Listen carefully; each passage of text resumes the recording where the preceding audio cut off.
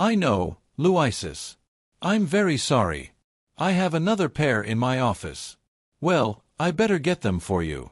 I'll meet you at the studio. The man who once could have been the face that every kid looked up to, strong, brave, and full of charm, was George Reeves. He brought Superman to life on the screen in a way that made people believe heroes were real. He wasn't just an actor. To many people, he was Superman. The sad part is that when he died suddenly in 1959, his funeral wasn't like the one fans expected. The crowds didn't show up. The cameras weren't there. Hollywood, where he had once been a star, was quiet. Only a few people came to say goodbye. It was silent, almost too silent for someone so famous. How could it be that someone loved by so many people ended up with such a lonely goodbye? Could it be just bad timing? Or maybe there were hidden, darker reasons why people didn't come and stayed away. What happened to the man behind the cape? And why did the world turn away from Superman when he needed them the most? All about George Reeves. George Reeves, the first Superman, was born on January 5, 1914 in Woolstock, Iowa. He was given the name George Kaffir Brewer when he was first born. Unfortunately, his parents split up soon after he was born, and George spent most of his childhood moving around with his mother. They lived in Kentucky, then Illinois, and finally went to California, where they stayed. In California, George's mother, Helen, married a man named Frank Besselo. Frank adopted George, and from then on, he was known as George Besselo. But this marriage didn't last long either.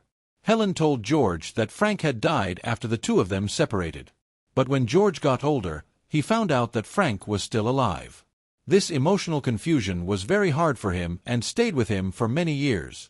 Even after all those ups and downs of his early life, George still found joy in the arts. He loved performing in school, both as a singer and actor. After graduating from high school, he went to Pasadena Junior College and then moved to the Pasadena Playhouse, a famous acting school. There, he also met Eleanora Needles, whom he later married in 1940. The marriage ended 10 years later when they got divorced in 1950. George's big break probably came in 1939 with a small part in Gone with the Wind. Even though it was a small role, it was enough for him to get noticed. Then he quickly signed a contract with Warner Brothers, and that's when he officially changed his stage name to George Reeves. He stayed busy over the next few years. But very few of the movies he was in were high-quality, successful movies that helped his career.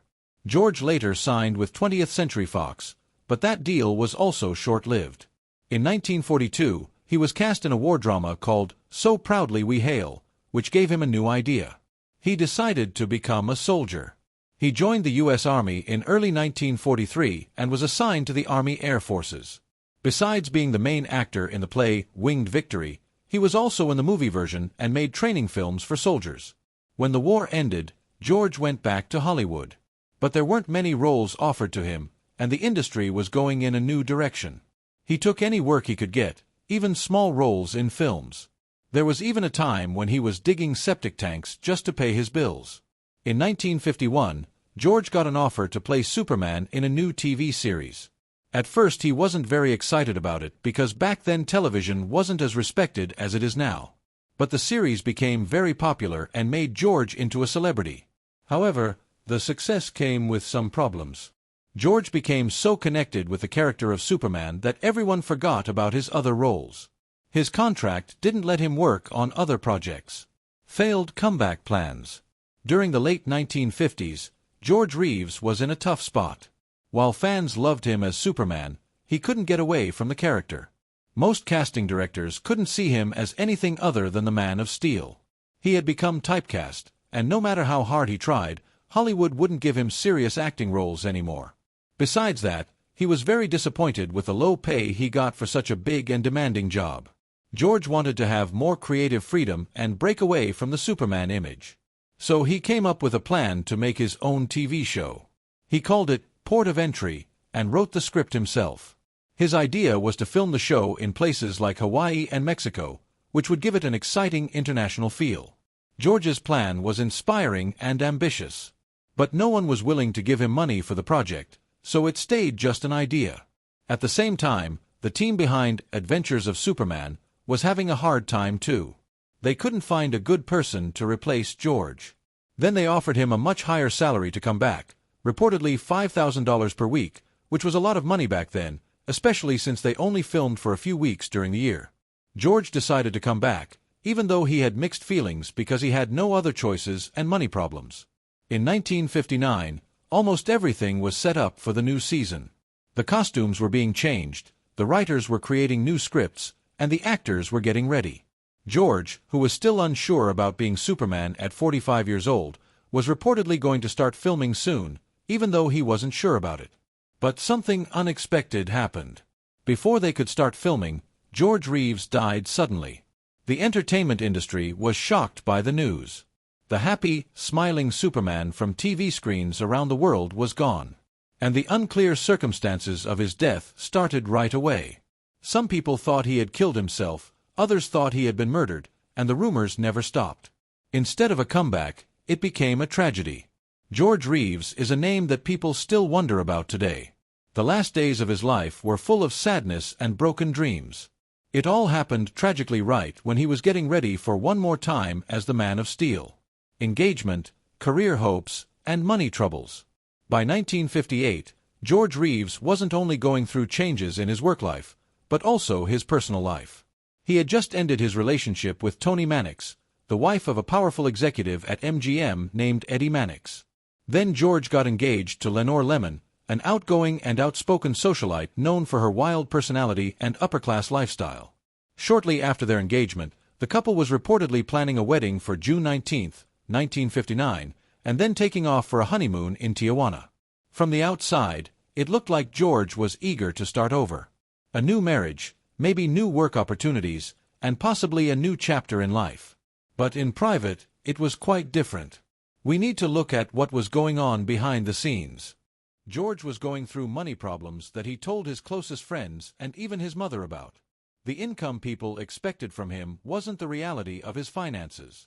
Despite his fame from the Superman TV series, the pay wasn't high by Hollywood standards, and because of the limited filming schedule, he could only work for a few weeks of the year. But George was still hopeful.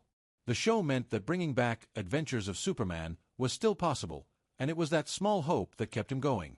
Also, he was trying to move into directing. To make this project happen, Phyllis Coates, who played Lois Lane in the beginning of the series, supported George. He thought this project would be the one that would finally free him from the Superman identity that had trapped him and give him a fresh start. Unfortunately, the money didn't come through, so he couldn't start the project. He definitely had other chances waiting, but the thing was that they were all related to Superman again. There was a Superman stage show scheduled for July, and they were discussing the idea of taking the show on tour in Australia. But those jobs were the ones that reminded George that he couldn't break free from the Cape.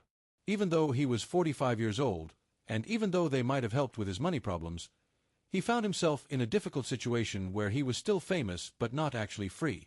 The public loved him as Superman, but he didn't want to stick to this role forever.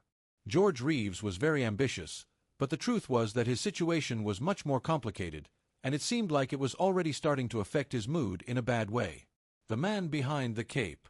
Even though George Reeves was getting really tired of being known only as the Superman character, the people who loved him always talked about his personality in a very positive way. Most often, people would tell stories about his good nature, respectfulness, and down-to-earth attitude. It's like he was one of the few men in the entertainment industry who wasn't very full of himself.